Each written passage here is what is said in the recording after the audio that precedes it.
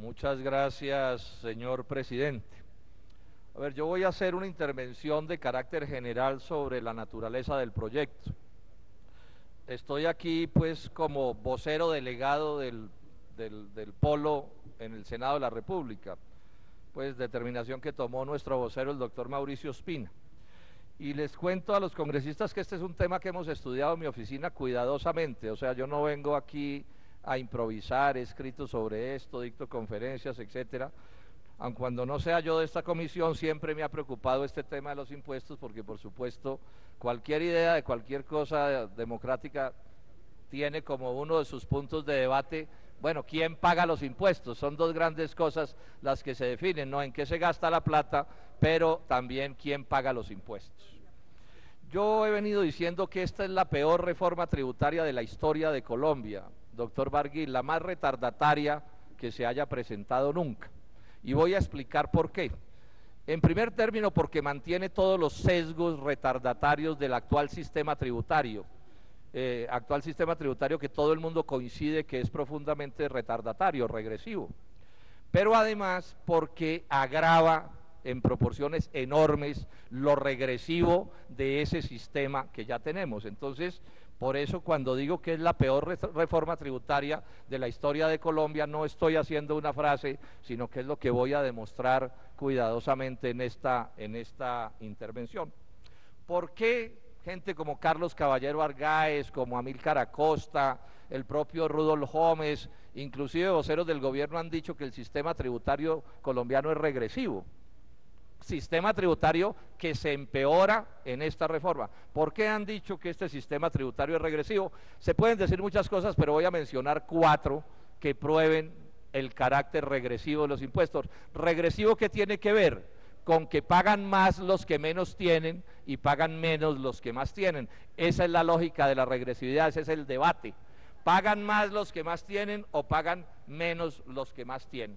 Y viceversa. Bueno, en primer término, si uno mira la masa total del recaudo en Colombia, el 60% de los impuestos se recogen por gravámenes de tipo indirecto, IVA principalmente, aranceles y otras cosas.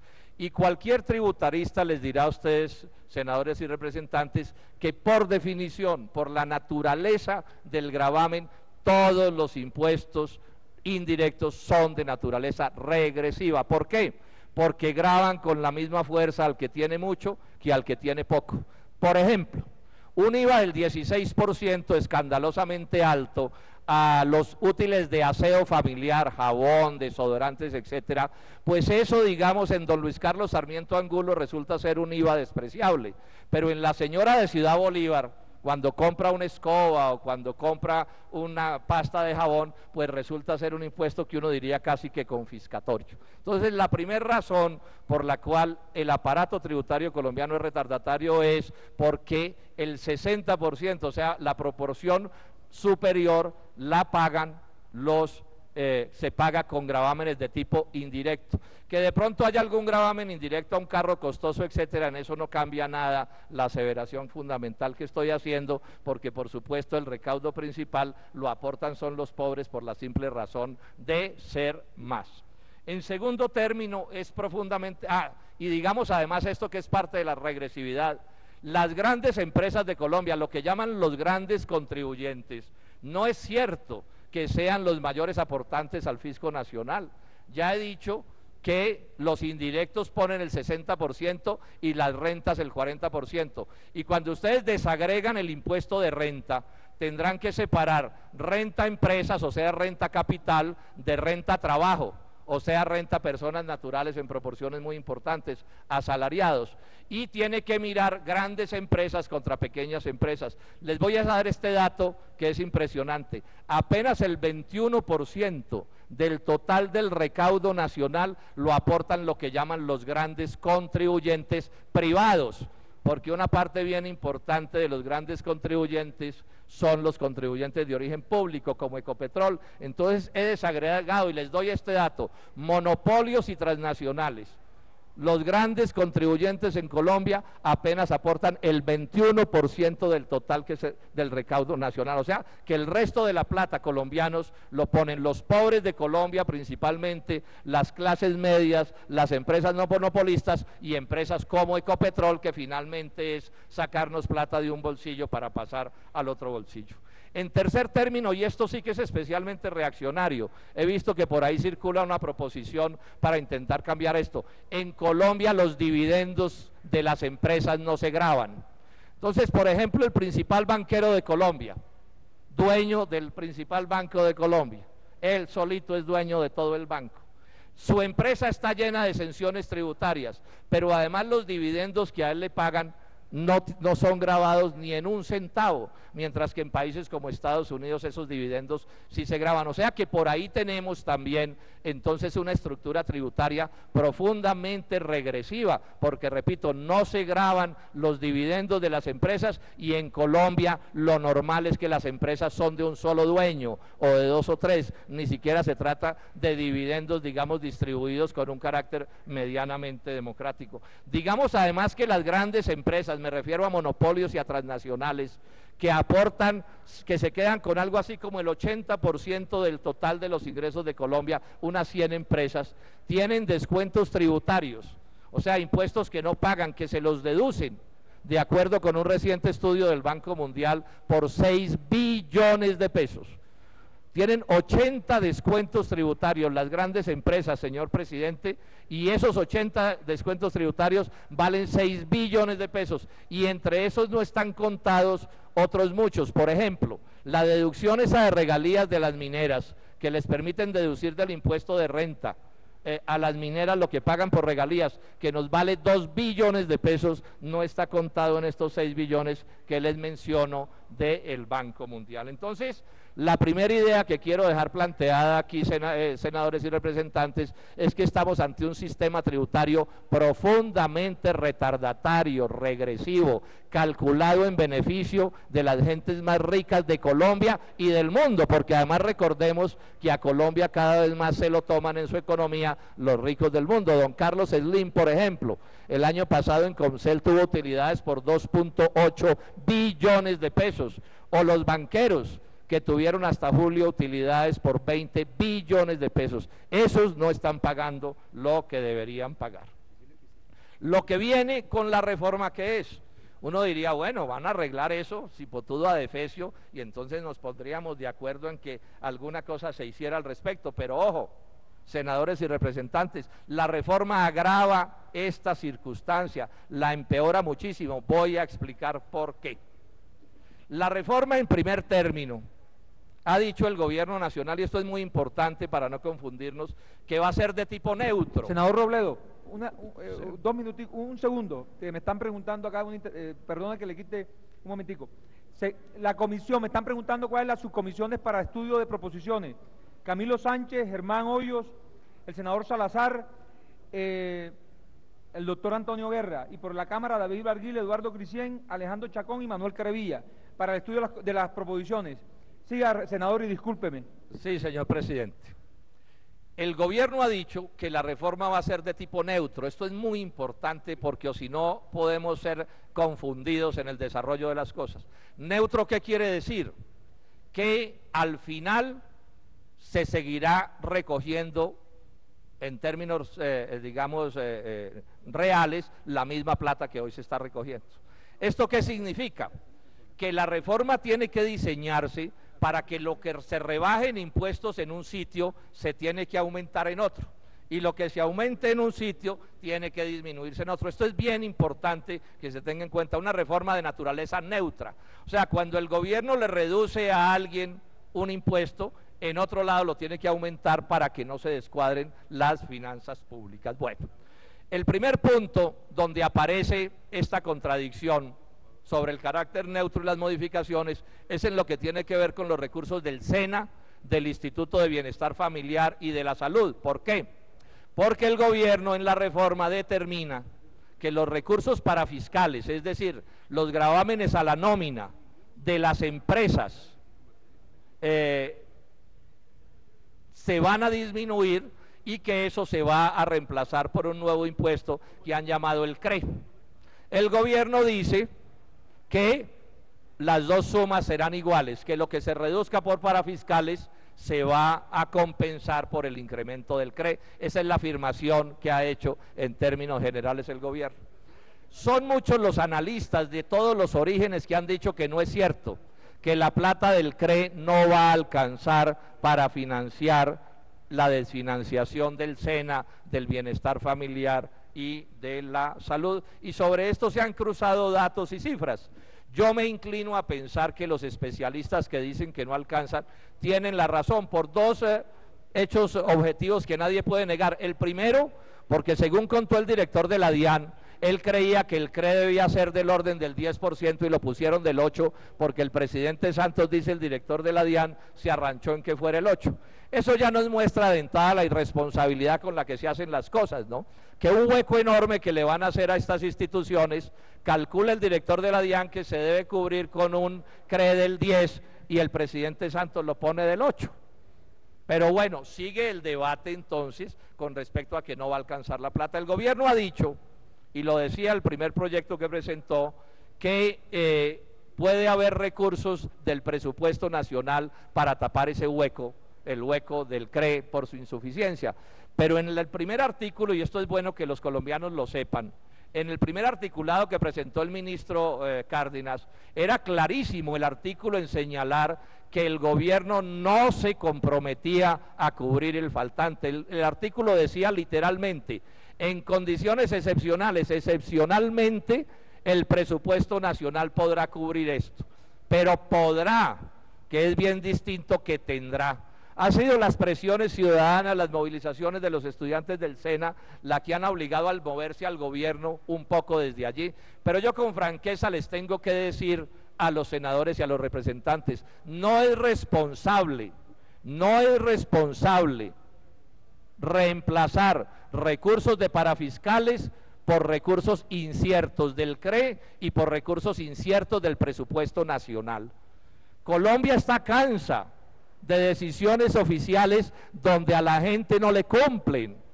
Hoy hay una huelga o ha habido una huelga de jueces bregando a que en el presupuesto nacional les incluyan lo determinado por una ley de 1992.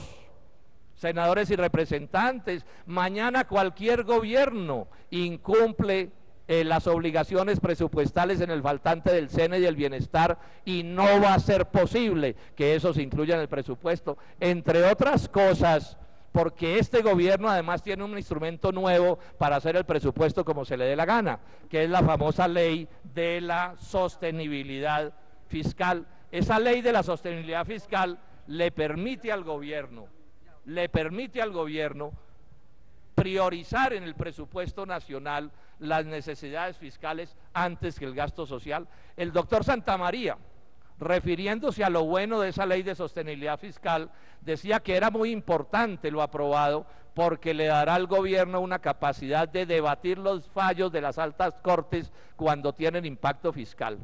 Entonces, si el gobierno no cumple normalmente sus compromisos presupuestales, si está en condiciones de debatir los fallos de las altas cortes, si la Corte le dijo a este gobierno que tenía que pagarle a las madres comunitarias y no les cumplen, si la Corte le dijo a este gobierno que tenía que igualar la UPC del sistema contributivo y del subsidiado, ¿por qué carajos los colombianos vamos a creer que la plata que le quede faltando al SENA y al bienestar familiar y a la salud sí se va a cubrir con una plata del CRE que no va a alcanzar y con un compromiso presupuestal del gobierno nacional que nadie garantiza? Yo le hago un llamado muy cordial a los senadores y a los representantes a ser responsables con la plata de instituciones de tanta importancia como estas. Después de ojo afuera no hay Santa Lucía que valga. Después de que la plata no alcance por responsabilidad del Congreso de la República, el ministro Cárdenas ya no estará, de pronto el presidente Santos tampoco, y sí serán los congresistas de Colombia los que tendrán que cargar con esa responsabilidad. En segundo término, en el almendrón de la reforma tributaria, la reforma es profundamente regresiva por esta otra razón. Aún si fuere cierto si no se tocaran los recursos del SENA ni del bienestar familiar, la reforma seguiría siendo la más retardataria de la historia de Colombia, y lo voy a explicar por qué. Porque ya hemos visto que las grandes empresas en Colombia apenas contribuyen con el 21% del total del recaudo, el resto lo ponen los ciudadanos del común, y esta reforma está diseñada para disminuirles los impuestos a las grandes empresas de Colombia. Dice con todas las letras la reforma tributaria que el impuesto de renta se disminuirá desde el 33% hasta el 25%. Es lo que dice la reforma tributaria. Y el gobierno, yo no uso sino cifras oficiales en términos generales, el gobierno nos dice que esa rebaja nos va a costar o le va a costar al país, esa rebaja del 33 al 25% le cuesta en el año 2013 8.06 billones, en el 2014 8.68 billones y así. Redondeemos la cifra, 8 billones de pesos le cuesta al fisco nacional la disminución de los impuestos de renta a las grandes empresas. Y enfatizo a las grandes empresas, ¿por qué? Porque una de las cosas reaccionarias que tiene la estructura tributaria colombiana es que en Colombia pagan la misma renta de 33% las grandes empresas que las pequeñas y las medianas empresas. Si al Polo Democrático Alternativo le dijeran que le vamos a disminuir los impuestos a las pequeñas y medianas empresas, y yo traigo una proposición en ese sentido, no tendríamos inconveniente, ministro Cárdenas. Si usted dice que a un señor que tiene una bomba de gasolina, una pequeña finca, un almacén, un restaurante, y le están cobrando impuesto de renta del 33 y me dicen rebajémoslos, yo le digo listo, pero bajarle los impuestos a Carlos Slim, que es el ser humano más rico del mundo, bajarle los impuestos a los banqueros de Colombia, bajarle los impuestos a Billiton, Cerro Matoso, bajarle los impuestos al Cerrejón, a Pacific Rubiales, a la banca extranjera que opera en Colombia, es a esos a los que les van a rebajar los impuestos. Ese es mi pleito. ¿Por qué a esos? ¿Por qué a esos? Comcel se ganó el año pasado 2.8 billones de pesos, Pacific Rubiales se ganó 2.4 billones de pesos, los banqueros a julio se están ganando 20 billones, ¿por qué les van a bajar los impuestos a esos? ¿Por qué les van a bajar los impuestos a esos? Y es la pregunta que estoy haciendo en este momento. Pero más grave aún, porque si les bajaran los impuestos en 8 billones de pesos y quedara el hueco, pues bueno, eso sería gravísimo, pero digamos que algún tipo de explicación podría darse. Pero ojo, el ministro Cárdenas ha dicho, la reforma es neutra. ¿Neutra qué quiere decir? Que algún Paganini aparecerá para pagar esos 8 billones de pesos. Algún Paganini habrá que encontrar. Andan en eso, esa es la reforma. La reforma es cómo encontrar al Paganini. Echan muchos cuentos, claro, el doctor Cárdenas de eso sabe. Él debe recordar a un ministro francés que decía que las reformas tributarias era el arte de desplumar al ganso sin que chillara demasiado. Ese era Yo le pido, ministro Cárdenas, ministro Cárdenas, yo sé que usted está incómodo, lo puedo entender, pero le pido que se calme y me escuche con tranquilidad. ¿Sí? Y sobre todo que permita que los demás congresistas escuchen lo que estoy diciendo. Entonces aquí el problema es a quién le van a subir los impuestos. ¿A quién le van a subir los impuestos? 8 billones de pesos. Ahorita el ministro Cárdenas podrá decir que no, que son 6, bueno, le regalo los 2, no hay problema, ministro. Aquí el punto es que estamos hablando de plata muy grande, de billones de pesos. Suponiendo, repito, que la plata del CRE y la plata del SENA y el bienestar se cruzan y se anulan y quedamos en la misma circunstancia, 8 billones de pesos. Bueno, ¿qué dice lo que presentó el gobierno en la reforma tributaria, en este cuadrito que es el cuadrito clave? ¿Qué dice? Que por la vía del IVA y del impuesto al consumo, o sea, impuestos indirectos, reaccionarios por definición, van a recoger en números redondos 1 billón de pesos. 1 billón de pesos, o sea, le bajan a Carlos Slim y a don Luis Carlos Sarmiento Angulo y le clavan la mano a los pobres y a las clases medias de Colombia con gravámenes de aumento del IVA y del impuesto al consumo. Eso lo han movido y entonces dicen que ya el corrientazo no, y que no sé qué, y que tampoco la medicina prepagada, pero no se pierdan en eso, congresistas y colombianos, de algún lado tiene que salir la plata porque la reforma es neutra. De algún lado tiene que salir. ¿De dónde más dice el gobierno que sale la plata? Del imán o imán. Dice que ese imán le va a dar al gobierno 4.7 billones de pesos, digamos 5 billones de pesos y 1 billón del otro lado, se le embolatan dos, pero seguimos hablando de que el gobierno reconoce que entre el imán y los impuestos indirectos, el gobierno reconoce que van a subir 6 billones de pesos. Ahora, ese imán, o imán, no sé cómo le andarán diciendo a ese impuesto, el imán, ¿quién lo pone? ¿A quién grava el imán? ¿A las empresas? Por supuesto que no. ¿A los monopolios y a las transnacionales? Tampoco. ¿A los rentistas que reciben rentas? Tampoco, porque de dividendos, porque la reforma no los grava de ninguna manera. Entonces, ¿contra quién es el imán? Es clarísimo que es un impuesto contra la clase media. Un impuesto contra la clase media, contra cualquier colombiano que gane un poco más de 3 billones de pesos, le pegan la clavada del siglo. ¿Esos cómo se llaman? Los de la clase media. Estamos hablando fundamentalmente de ingresos por trabajo, no por ganancias, que es bien distinto. Uno aquí no se puede perder. Otra de las aberraciones de la estructura tributaria colombiana es que llaman impuesto de renta lo mismo lo que paga un trabajador que lo que paga un magnate y un gran capitalista, cosa que por supuesto es una deformación para confundir y engañar a la gente. Entonces resulta que el médico que se gana una plata por honorarios o el profesor universitario no lo igualan con el señor Carlos Slim a la hora de decir que los dos pagan un impuesto de renta. Otro truco, por supuesto, doctor Cárdenas, que debería desmontarse. Pero a lo que quiero insistirle a los congresistas es que esto lo va a pagar la clase media. Ahora, que la clase media gana más que el salario mínimo, pues eso es una bobería decirlo. Que la clase media no se está muriendo de hambre como un trabajador, pues por supuesto que sí, pero yo le pregunto a ustedes, senadores y representantes, ¿de cuándo acá es democrático disminuirle los impuestos a Carlos Slim, a Luis Carlos Sarmiento Angulo, a las petroleras, a las mineras, a los banqueros, para subirle los impuestos a un profesor universitario, a un trabajador cualquiera, a un médico, a un odontólogo, a cualquiera que reciba honorarios o salarios? Este es el debate de fondo. Repito, así se arreglara lo del SENA. Esto no se arregla en la reforma tributaria y el gobierno no se ha movido un centímetro para arreglar esta cosa. El gobierno sigue hablando de bajar la renta del 33 al 25% y eso vale 8 billones de pesos. Y aquí el Congreso tendrá que decirle al país quién le va a pagar la disminución de los impuestos a los super recontra hiper mega ricos del mundo. ¿Quién va a pagar eso? Y ya está claro que se trata de que lo pague la clase media. Esto me lleva, senadores y representantes, y me acerco ya a la parte final de mi intervención, a hacerme una pregunta. Bueno, ¿y cuál es el crimen de la clase media? ¿Cuál es el crimen que debe pagar la clase media?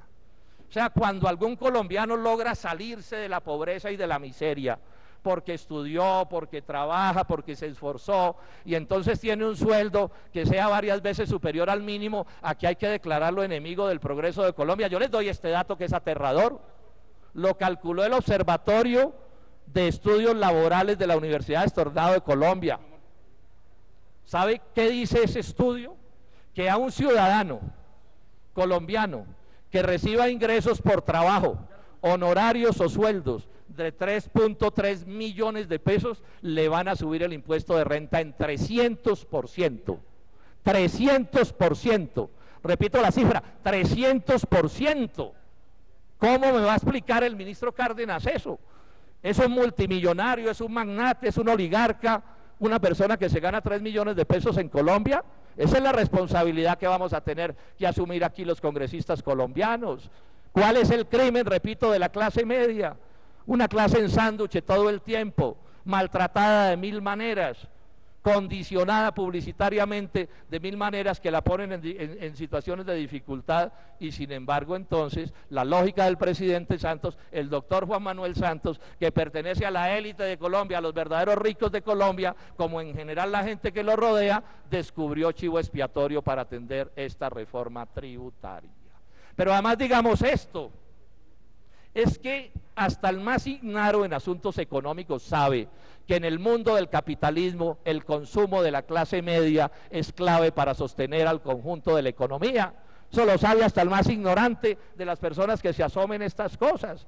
Porque es que cuando la clase media o cualquiera consume algo, lo que quiere decir es que alguien lo tiene que producir. Y si esa industria o esa finca o ese sector agropecuario produce ese algo, tiene que generar más empleos. Y si se generan más empleos, hay más salarios en el mercado, y si hay más salarios, hay más capacidad de compra, y hay que crear nuevas empresas. Eso es lo que se llama un círculo virtuoso en economía. La concentración de la riqueza, y Colombia es el tercer país más desigual del mundo en cuanto a riqueza. Uno de sus efectos perniciosos es que como el multimillonario no puede comerse 20 huevos al desayuno, reduce el consumo nacional y por esa vía se anquilosa el desarrollo del país. Luego ver a la clase media como ver al pueblo, como unos enemigos, que porque supuestamente gastan mucho, es una concepción profundamente reaccionaria que no se compadece con las necesidades del país. Y cuando uno le lee al doctor Ortega, de quien debo repudiar su actitud de maltrato a los estudiantes del SENA y su desplante insoportable, cuando uno ve al doctor Ortega diciendo en una entrevista con Camila Zuluaga en el periódico El Espectador, que es que hay que clavarse a la clase media, que porque si le ponen impuestos a las transnacionales se van de Colombia. Entonces yo me pregunto, ¿en qué país estamos? O sea, a las transnacionales hay que regalarles los recursos naturales, hay que darles todo, pero además no se les pueden cobrar impuestos porque de pronto se ponen bravos. Eso es lo que dice el doctor Ortega, que aquí hay que definir como rico al que gane 120 millones de pesos y hay que cargarle la mano porque o si no los otros, los verdaderos adinerados que dizque se van de Colombia. No es cierto además que la reforma tributaria genere empleos, señor presidente. Estoy en mi penúltimo punto. No es cierto. Todos los analistas serios de Colombia han dicho que eso no es verdad. Además, no nos echen más ese cuento. Nos lo están echando desde 1990. No hay reforma reaccionaria en la historia de estos 20 años en este país contra los trabajadores, contra la clase media, que no se haya montado con el cuento de que es para generar empleo y para formalizar el empleo nacional. ¡Paja! ¡Carreta barata! No lo pueden demostrar ni en la práctica ni en los estudios. No les voy a citar aquí todas las autoridades que han dicho que no. Lo han dicho los propios empresarios colombianos. Varios han tenido la franqueza de decir, no, es que si yo disminuyo mis impuestos no necesariamente genero más empleo, yo cojo esa plata y veré qué hago con ella. Cuando son las transnacionales, doctor Cárdenas, las que ganan más plata por los impuestos que no pagan o los salarios que no pagan, se la llevan para el exterior. Se las giran a sus casas matrices para montar negocios en otros con fines de la tierra. Bochornoso resulta ser que el presidente Santos haya salido a decirle a los colombianos que pagarán más los que más tienen y menos los que menos tienen. Es de las cosas que a mí más me ha podido irritar en estos 10 años en el Congreso de Colombia. Tanto me irritó esa afirmación falaz de Santos de que pagarían más los que más tienen y menos los que menos tienen, cuando ya hemos visto que es exactamente al contrario, que en unos pocos minutos me había obligado a lanzar un Twitter diciendo, aquí alguien le miente a los colombianos. O le miente el presidente Juan Manuel Santos o le miente el senador Jorge Enrique Robledo y el Polo Democrático Alternativo, que estamos diciendo lo contrario. Porque yo aquí estoy diciendo lo contrario de lo que dice el presidente Santos. Y entonces uno de los dos miente.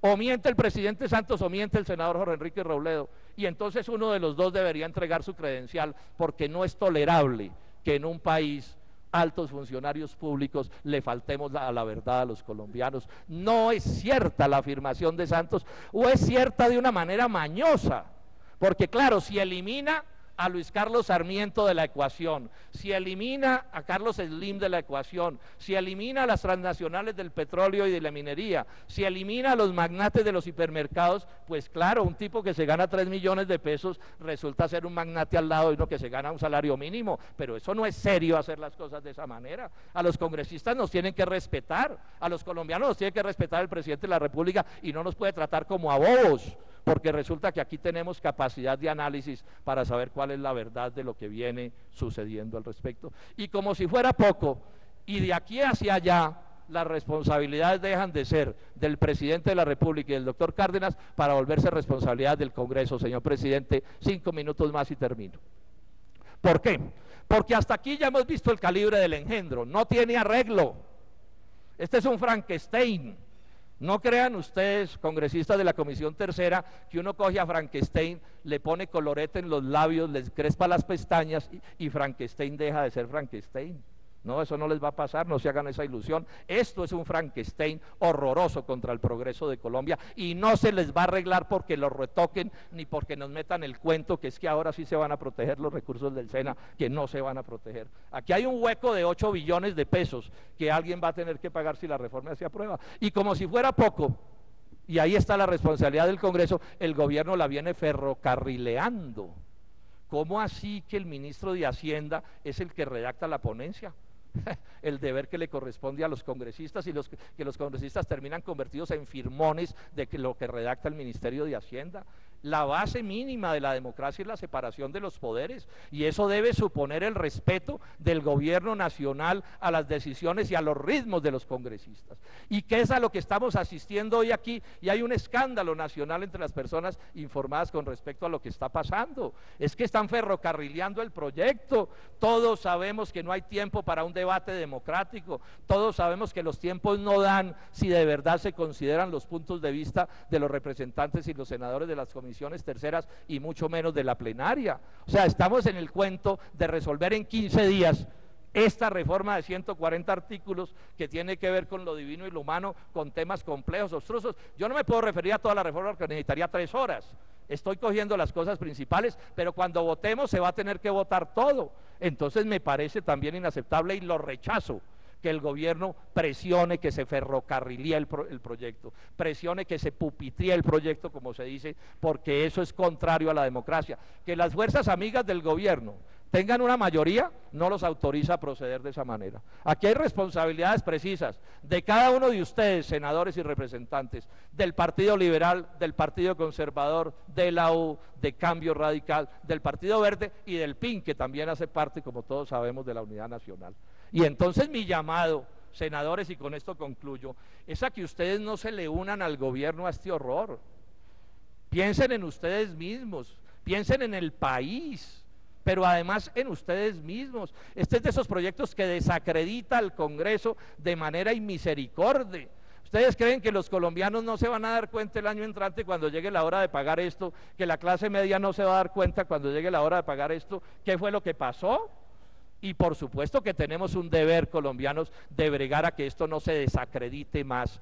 Ya se ha desacreditado bastante, nos odian los colombianos, no a ustedes, a los que están votando estos proyectos o a los que los voten, nos desacreditamos todos porque no nos distinguen los colombianos como debería ser. Entonces, mi llamado muy cordial a los senadores y a los representantes de la Comisión Tercera es a que asumamos la responsabilidad que debemos asumir y le digamos al ministro Cárdenas y le digamos al presidente de la República: ese es un proyecto espantoso, ese es un Frankenstein, ese proyecto debe retirarse, y si el gobierno quiere que presente el semestre entrante, no terminando la legislatura como hicieron ahora. ¿A quién se le ocurre un proyecto de este calibre y no lo presenta el 20 de julio sino en octubre? ¿A quién se le ocurre eso? Bueno, que retiren ese proyecto o que se hunda o que lo que sea, pero que no se le vaya a dar de regalo de Navidad a los colombianos una cosa tan horrorosa, tan retardataria como esta que está haciendo tránsito en estas comisiones terceras. Muchas gracias, señor presidente.